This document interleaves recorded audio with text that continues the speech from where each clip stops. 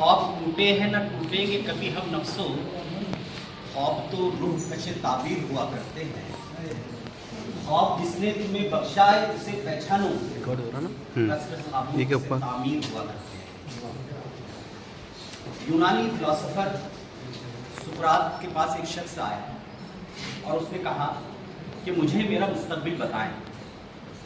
तो सुकरात ने कहा, एक ऐसी पूरी पर्ची सुकरात ने उसके हाथों में दिया और कहा कि इसमें अपने ख्यालात लिख दो। उस आदमी ने या उस शख्स ने उस पर अपने ख्यालात लिख दिया। सुकरात ने वो चिट्ठी उसे वापस कर दिया और कहा कि यही तुम्हारा मुस्तकबिल है। ये कहने का मेरा क्यों मकसद ये हुआ? मेरा मकसद ये है कि हमने भी एक पर्ची लिखी 2 साल पहले। हमने लिखा था उसके अंदर इकरा कॉलेज, क्योंकि हम चाहते थे हमारा एडमिशन इकरा कॉलेज में हो जाए, इसलिए हमारी पहली चॉइस, पहली पसंद इकरा कॉलेज है और अल्हम्दुलिल्लाह हमारा उसमें एडमिशन हुआ। हमने यहाँ 2 साल गुजारे, 4 सेमेस्टर हुए।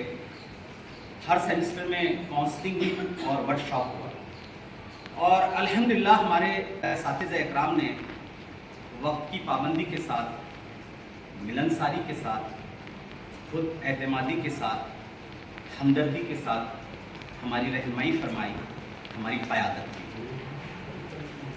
वर्कशॉप में हमारी रहनुमाई करने वाले असातिज़ा इकराम में सबसे पहला नाम आता है काबिल एहतराम डॉक्टर इरफान साहब का। उसके बाद आता है प्रोफेसर वसीम साहब का, काबिल ज़ीशान प्रोफेसर ईश्वर सोनगिरे सर का।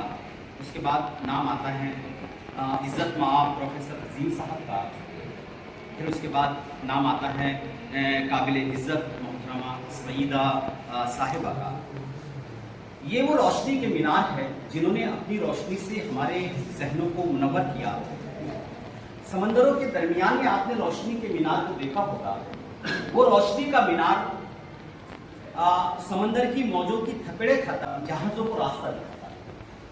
अगर कोई आपसे पूछे कि आप उस रोशनी के मीनार को पहचानते हैं, क्या आपने उस रोशनी के मीनार को जाना है, तो आप बिल्कुल कहिए कि हाँ, हम उस रोशनी के मीनार को पहचानते हैं। रोशनी के उस मीनार को कहा जाता है डॉक्टर इरफान साहब। रोशनी के उस मीनार को कहा जाता है प्रोफेसर वसीम साहब। रोशनी के उस मीनार को कहा जाता है प्रोफेसर ईश्वर सोनगिरे साहब। रोशनी के उस मीनार को कहा जाता है प्रोफेसर अजीम साहब। रोशनी के उस मीनार को कहा जाता है मोहतरमा सईदा साहब। दुआ है कि मालिक कुल आपको इस अजर अजीम अता फरमाएं, आपको शाद रखें, आपको सलामत रखें, आपकी उम्र में इजाफा फरमाएं, ताकि आप आने वाली नस्लों की रहनुमाई करें। आज हमें भी ये तहिया करना है, आज हमें भी ये पक्का इरादा करना है कि हम भी इनकी तरह अपने बच्चों की तरबियत करें। हम आने वाली नस्लों की तरबियत करेंगे। हम आने वाली नस्लों की तरबियत 1 साल के लिए नहीं करेंगे, क्योंकि 1 साल में तो फसल लगाई जाती है। हम आने वाली नस्लों की तरबियत 10 साल के लिए नहीं करेंगे, क्योंकि 10 साल में तो शजर लगाया जाता है। हम आने वाली नस्लों की तरबियत 100 साल के लिए करेंगे, क्योंकि 100 साल के लिए तरबियत की जाती है। नस्लों की तरबियत 100 साल के लिए होती है। हमें हमारी नस्लों को परवान चढ़ाना है, हमें हमारी नस्लों को खुद कफील बनाना है।